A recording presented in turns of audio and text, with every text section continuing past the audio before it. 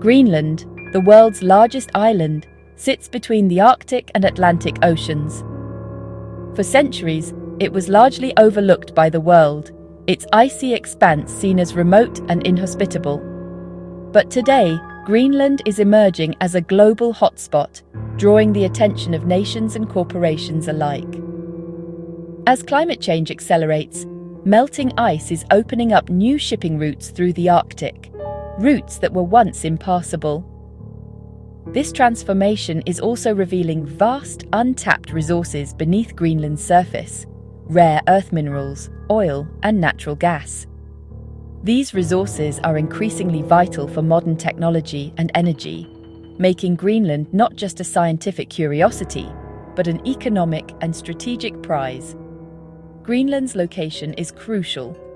It sits at the crossroads of the shortest air and sea routes between North America, Europe, and Asia. Its vast territory offers a key vantage point for monitoring the Arctic, tracking both environmental changes and military activity in this rapidly evolving region. Recognizing this strategic importance, the United States established Thule Air Base here during the Cold War. The base remains a vital part of America's defense network, underscoring Greenland's enduring military value in a world where Arctic security is becoming ever more important. Politically, Greenland is self-governing in most domestic matters, but it remains part of the Kingdom of Denmark. Denmark retains control over foreign policy and defense, creating a unique relationship that shapes Greenland's role on the world stage. Now, as world powers, including the United States, Russia, China, and the European Union, vie for influence in the Arctic, Greenland finds itself at the center of a high-stakes international standoff. Its future is being shaped not only by its own people, but by the ambitions of nations far beyond its icy shores. The decisions made in Washington, Moscow, Copenhagen, and Nuuk will not only determine Greenland's destiny, but will also shape the future of the Arctic and global power dynamics for decades to come. The current crisis began with President Trump's aggressive push to bring Greenland under U.S. control, framing it as a national security imperative. This move, which has stunned both allies and rivals, signals a dramatic escalation in America's ambitions in the Arctic. Trump's renewed interest is not just a passing headline, it's a calculated strategy, one that has sent shockwaves through diplomatic circles and raised urgent questions about the future of the region. The administration's messaging is clear. Greenland is no longer just a curiosity or a bargaining chip, but a critical piece in the global power puzzle. Unlike his earlier, widely mocked offer to buy Greenland, this time the administration is treating the issue as urgent and strategic. High-level meetings are taking place behind closed doors, with advisors poring over intelligence and economic reports. The tone in Washington is one of determination, as officials weigh the risks and rewards of such an unprecedented move. The stakes, they argue, have never been higher. The White House claims Russia and China are expanding in the Arctic, and US control of Greenland would secure NATO's northern flank.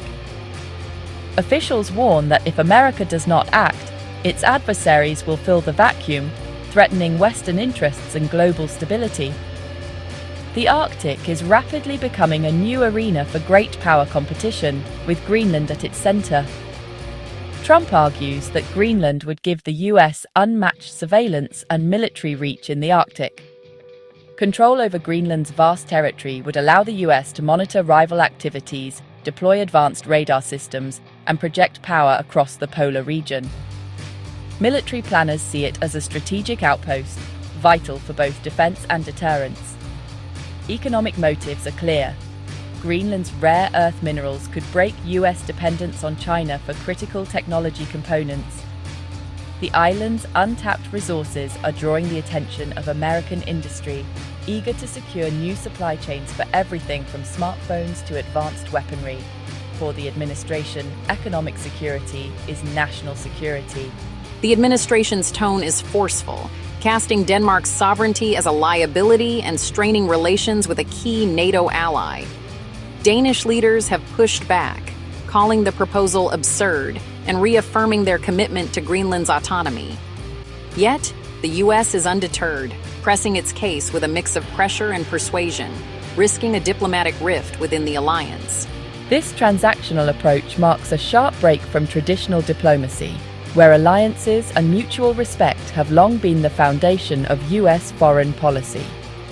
Now, the focus is on deals, leverage, and immediate gains, even if it means upending decades of established relationships.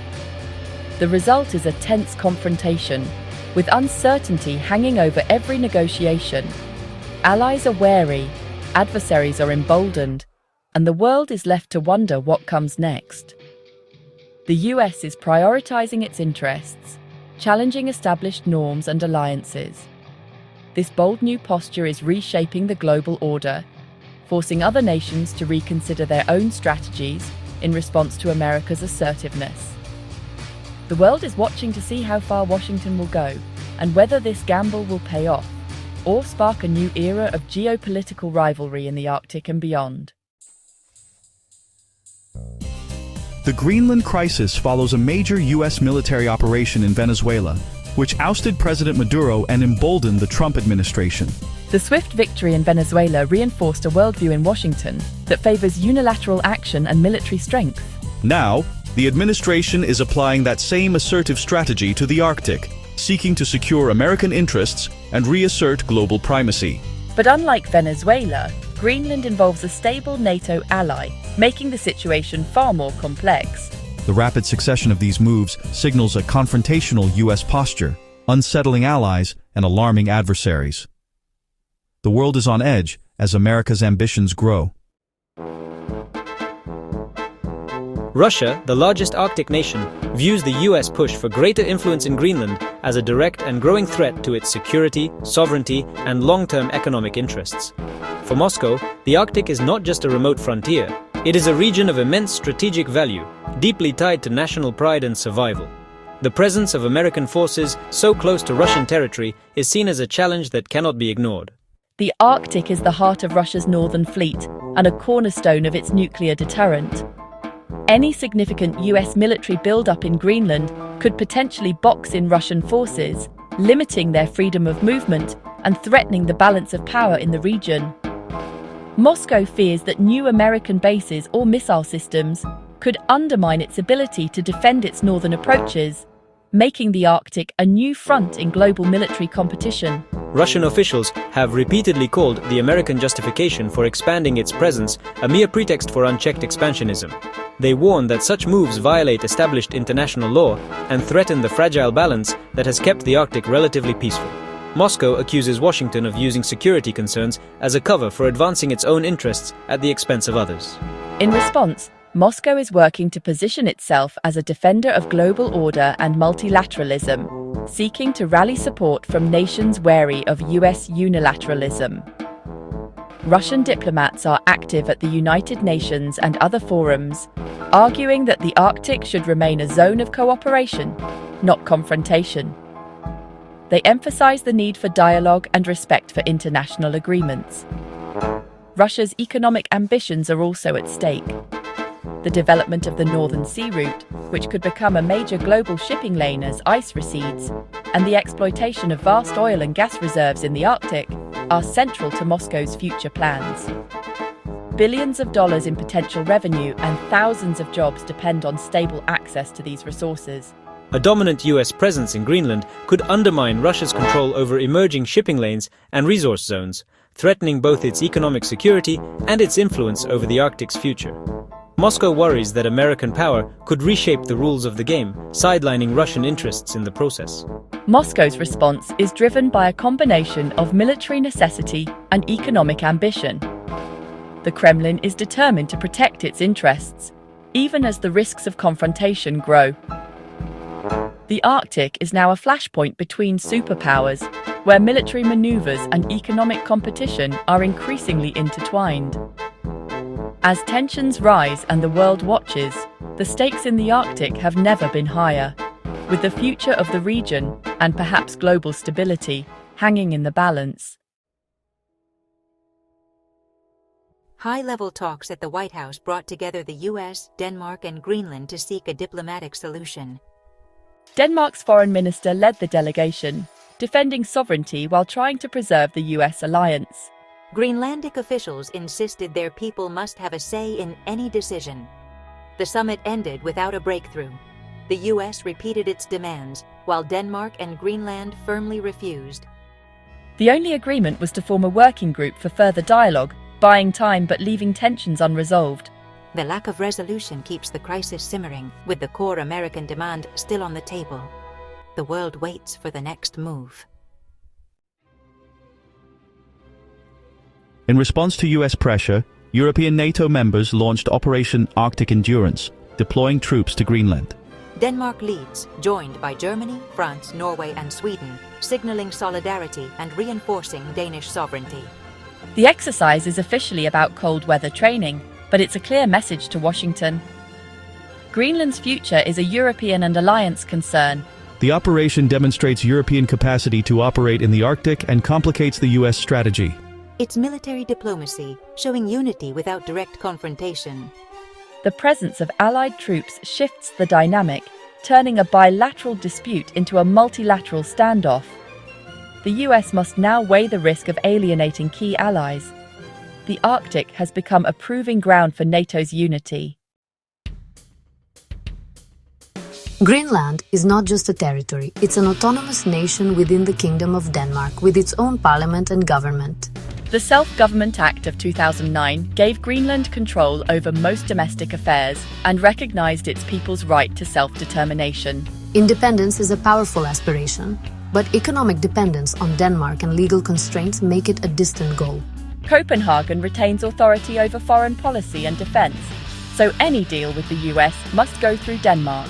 Greenland wants to leverage its strategic value for a more independent future, not have its fate decided by outside powers. The crisis is both a threat and an opportunity for Greenland to assert its agency. The island's 56,000 people demand a voice in their destiny. The Greenland crisis tests the core principle of international law, territorial sovereignty.